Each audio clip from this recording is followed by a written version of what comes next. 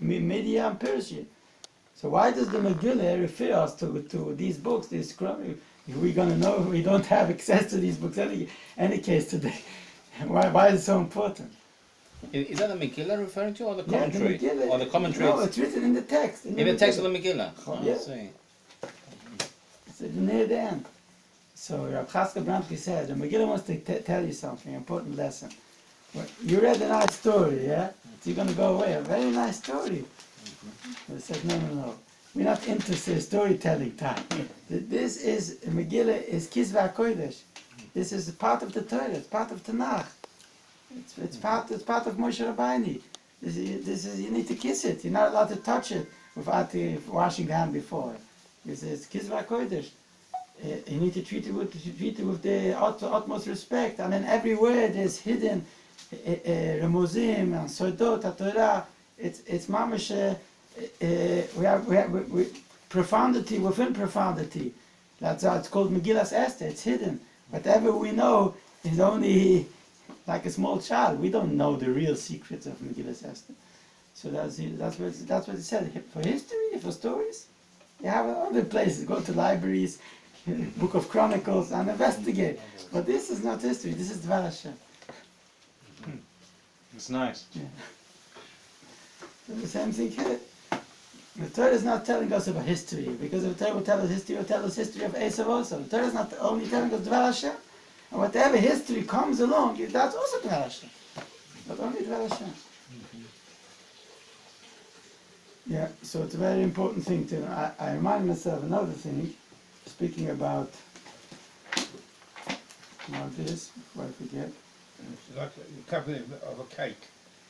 The inside of the cake is the Torah, and all the rest of it is like you put cream.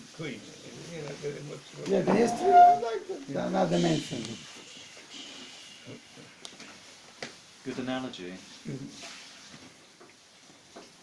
What did I want to say? Master Pekka, the is not a later. See, must I put it out. Remember? Malchamida Kuras. Maybe it will get back to me. Yeah, let's continue. First of all, Shiva Yaakov the Lois of the Haricho called Siboisam. So therefore the Torah is enumerating for you everything that happens to Yaakov throughout the overturns of history, all the sibos, all the cause and effect, because they are important before Hashem to continue with them. Now Vigdei Miller many times speaks, we see the whole Torah, the focus of the Torah, is only focusing on Klal Yisrael. Hashem starts creating the world, the Torah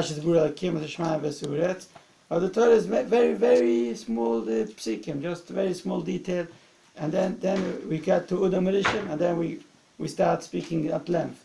Then it narrows down to Noach, and then start speaking at length. Then it narrows down to Avram Avinu. So what about all generations in between? It's cut short, very short, because the Torah is not a history book. The Torah is only talking. This is here, what you say. Yeah, he brings it there? Yeah, sure. Very good. So the Torah is only bringing out what's important for us to know. Rashi is being. Yes, Rashi here. And he comes to Noach, so begat so and so. Yeah, he starts to speak at length. The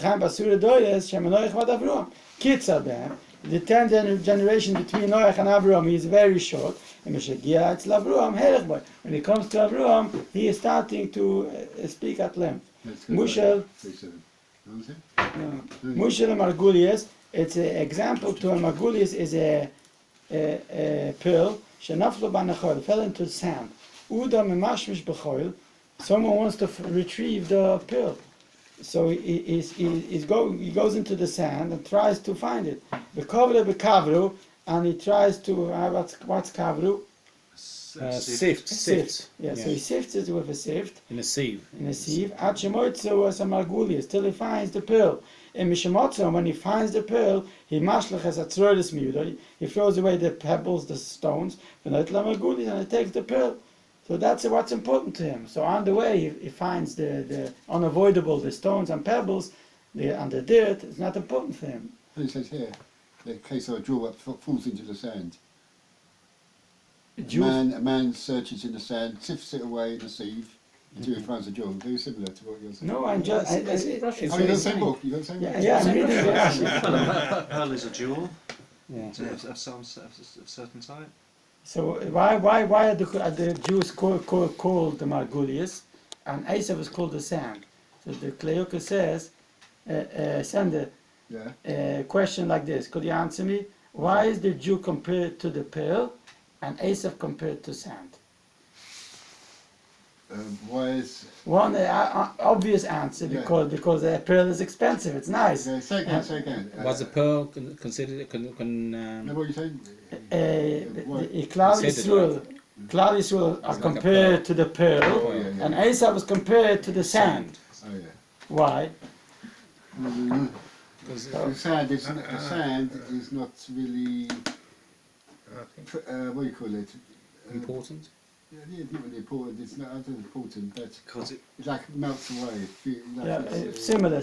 Like he just sips away, you know what I mean? It's a sand. Sand Yeah. is a symbolism of infringement, of not unity, disunity, because it's all alone. It's not one structure. It's millions of billions of grains. It sips away. Yes, so that's what Esav is. Why?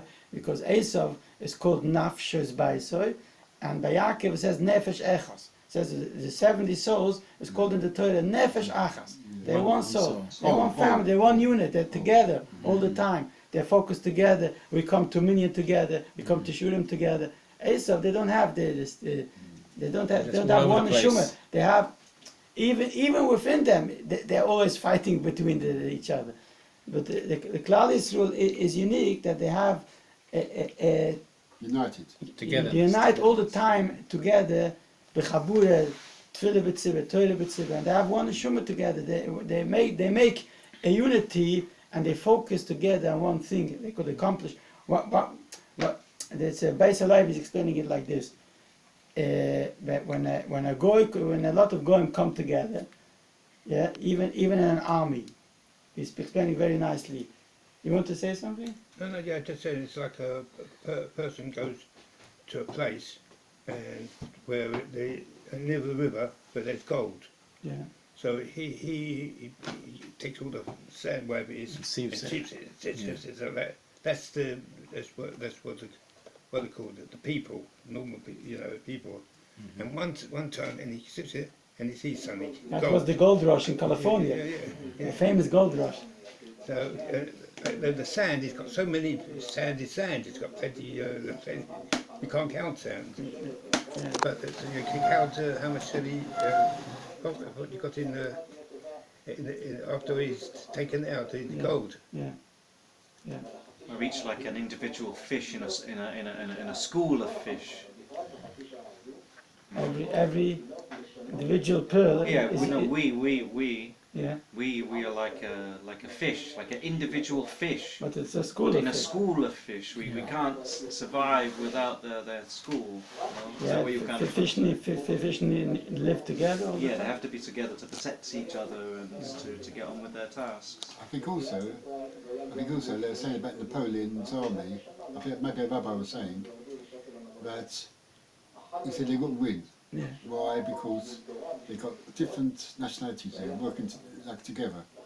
One's maybe from many different countries. Different countries. And it's like, it could be squabbles between them, Squabbles arguments. between, yeah. They weren't united, but whereas a smaller army, Army they were fought united, more would win. united. Yeah. Wow, very nice. Yeah.